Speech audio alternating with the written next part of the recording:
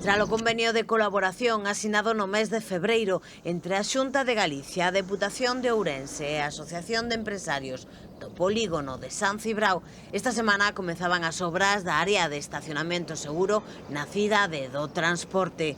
O proxecto pretende facilitar a logística diaria dos transportistas e contribuir a optimizar o espazo e a circulación dentro do propio polígono. Estáse acondicionando unha parcela de 11.000 metros cadrados na que se van crear 59 prazas de estacionamento para camións, 2 inmobles separados para homes e mulleres con vestiarios e zonas de descanso, controis de acceso e videovigilancia.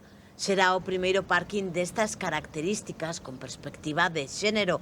O obxectivo é que esta área teña a categoría de calidade ouro, a segunda máis importante segundo os estándares da Unión Europea de aparcamentos seguros para camións.